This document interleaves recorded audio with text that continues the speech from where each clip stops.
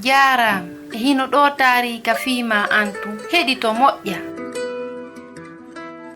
Fiilanɗo wiyeteeɗo on Yuusiya. Jamfagol lanɗo wiyeteeɗo on Amuna. Inde makko nden no firi sella finde e holniiɗo. Kono hari hinaano ngo wayi. Tentini terema Allah.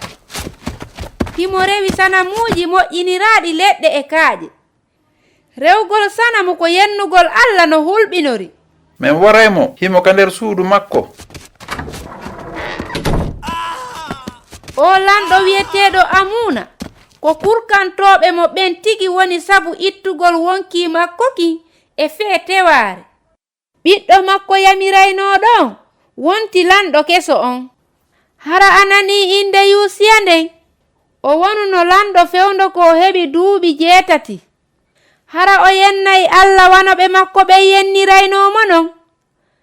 Ka o yiɗay Allah. None no kitabul muqaddasi on sifori ngurdam makko ɗanno no labira fota. Kanko Yuusiya o waɗi ko welata kon Allah. Hara an kadi kono wonirɗa. Ɗum no wawi wonde si tawi ngurdam maɗan kono woniri. Sabu kanko annabi Isa o yafanto en kala ko waɗuɗen e ko tawata hina ko welata Allah. Hiɗa wawi torade mo yo o yafanoma o heɗotoma.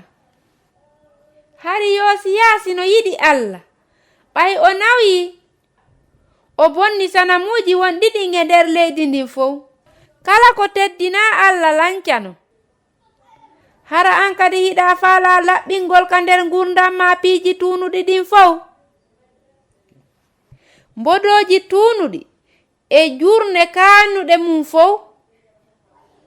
Piiji ɗi suuɗuɗa ɗin ka ley danki ma ɗin ma ka ley conci ma no metta Allah. Yosiyasi watti moƴƴintini piiji ɗin no haaniri non. Ko e anni e makko o waɗiri ɗum. Ɓayru himo yiɗi Allah. Daare tun ka juulirde mawnde. Suudu Allah ndun no nandita ñooge. Ko yennugol Allah non. Soode ko darnite ko fuɗɗoɗo golle. Daare ko mi yiiti ko. Ka ɓaawo ton mi yiiti defte taggaɗe ɗe. Are hiɗen haani naɓugol ɗe ka lanɗo wiyeteɗon Yosiyasi. Daaluye Allah on.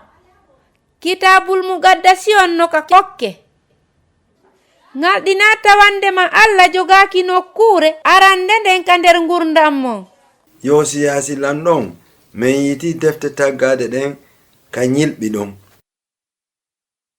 Jangu towna hawa kan. Lanɗo on nani ko Allah waɗi kon. Ɓurɓe ɓe yiɗirali mo ittiri ɓernde maɓɓe nden fof. O naadi. O jooɗi ka leydi. O woni e wullugol. Hari himo wulla fii ko jama makko on waɗi kon ko mettata Allah.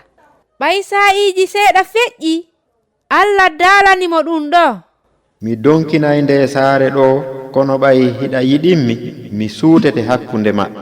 Lanɗo wiyeteeɗo on Yosiyasi saatini fayɓe ɓen e mokobaɓe ɓen ka golle.